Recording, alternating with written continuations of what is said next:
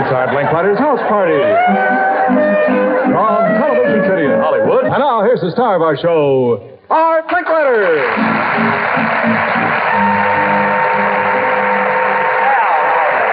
Thank you very much. Ladies and gentlemen, I'm just a little flustered today. Generally, I'm not. I've been in this business a long time. In fact, I'm flustered enough I might drop an ad lib or two here and there because I'm so delighted and so tickled pink by our guest star today because she's an old personal friend. I've admired her so much through her career. She's beloved by everybody in Hollywood. She's the golden girl who became television's finest comedienne, Lucille Ball. Is with us. Marvelous? Yes. I love Lucy just as you do, and I'm so pleased that she can join us today. You see, Lucy and I are neighbors, too, on the radio.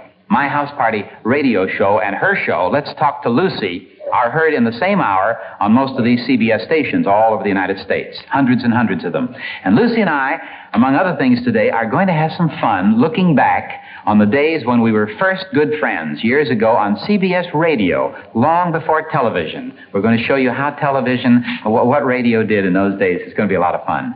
One of the most popular programs on CBS radio today is a very informal kind of show that's as relaxed and casual as its name, which is Let's Talk to Lucy. And you know, Lucy's guests are all kinds of guests, show business friends, and all well-known people all over the country, and Lucy interviews them, which, of course, is really my business, and so it's my turn to ask all the questions, so let's talk to the gal you all love, Lucille Ball, ladies and gentlemen.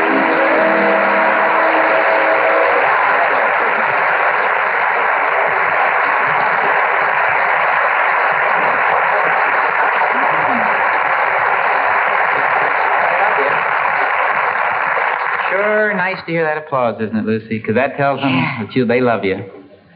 That's not demand applause either. That just came boiling up right out of the audience. No signs, nobody rushing back and forth, giving them signals. In fact, interestingly enough, I introduced lots of guests on this show, and would it interest you to know that the only other person in the last 10 years that got this much applause like this was Dick Van Dyke. They love him, too. I can understand that. Dick is a very popular new star. That's my favorite show on television. Incidentally, you've done so much television.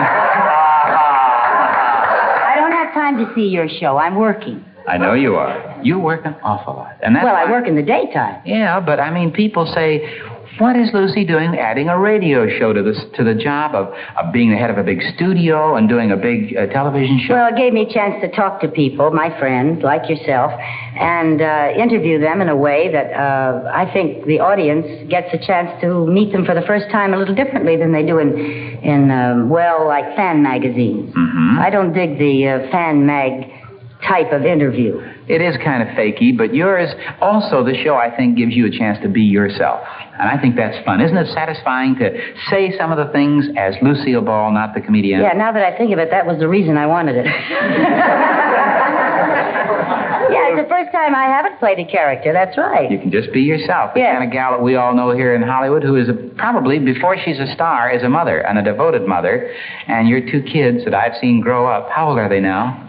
Desi was 12 a couple of weeks ago, and Lucy's 13 and a half. And are they showing any show business inclinations? Yes. They're pretty hammy. How can they fight that heredity?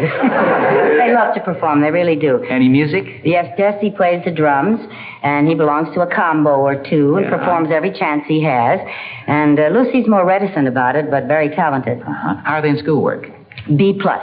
Oh, then they don't ask their mother for help. Yes, they do, and I can't help them with very much. With B+, especially the math. The math. I'm going to have to go back to school. Well, now, of course, your family also includes Gary Morton, and he is your producer on the radio program, and yes. a great, big, tall, handsome guy. How'd you meet Gary? Well, in show business? Yes, I was doing Wildcat in New York, and some friends asked us sort of a blind date, and I put it off for 3 or 4 weeks because, midnight after you've worked hard all day is not the nicest time to go out with a new boy friend. And so I sort of said no for a while. One night I was hungry and I wanted pizza, and there he was. Gastronomic romance. And now, of course, in addition to being on the radio 5 days a week, interviewing all of her friends and her family, which takes an important part in her life, in her studio, you've taken on a tremendously important job that I had about 3 years ago. Such a rewarding job. The national chairman of the Easter Seals. And as such, you're going to have a big thrill in a week or two, aren't you? Yes, I am. Back to the White House. Yes. And a few other places. New York, Chicago. Mm-hmm. You'll be traveling.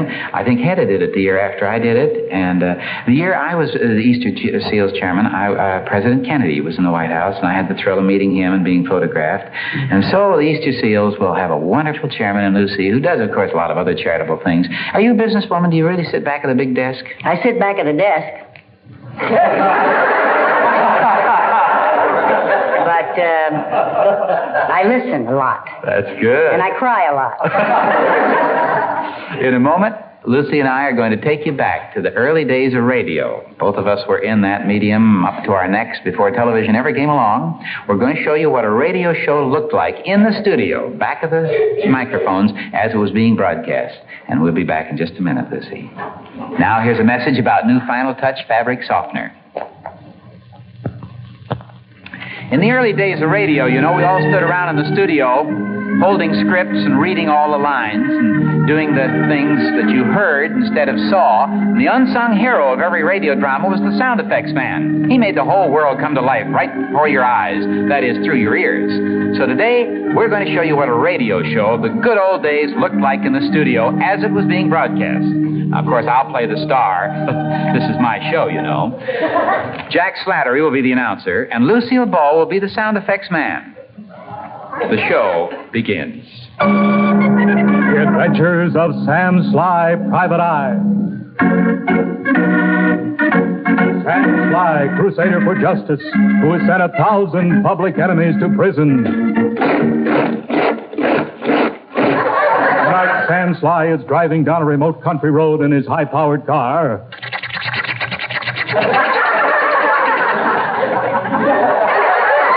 On his way to the secret hideout of Big Dutch, the wily king of the underworld. Sam has just learned that Big Dutch has kidnapped Sam's secretary, Sadie, in a desperate hope of making a deal with Sam and escaping a term in prison. Sam, planning to rescue Sadie, slows down as he nears the hideout.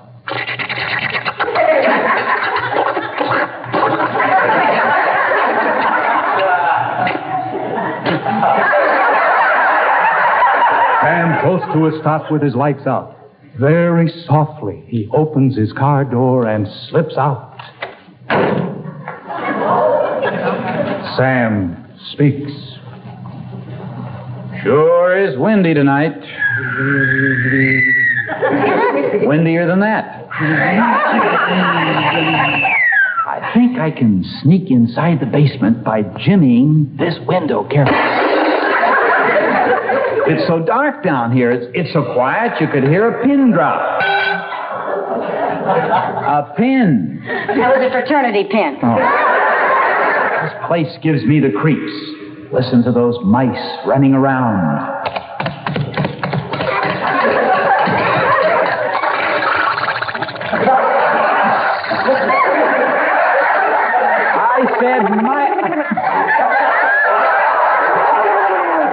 I said mice. Mice. I'm afraid of mice. Oh. Sadie's got to be here somewhere. What was that? A scream? I thought so. She must be upstairs. That's where she is. No, I think she's downstairs. No, she's upstairs. No, I'm sure she must be downstairs. Maybe she's outside. That's it.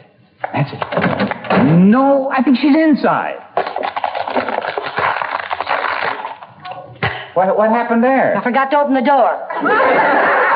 Well, anyhow, hearing another scream, I ran down the hallway like the wind. With all my weight, I hurled myself against a door. A door. That was a glass door. What do you want? Solid mahogany? Sadie, where are you? Aha, I'll save you, Sadie. It is I, Sam Sly. Big deal. Aha! She must be in this closet. Sadie, baby, you look shocked.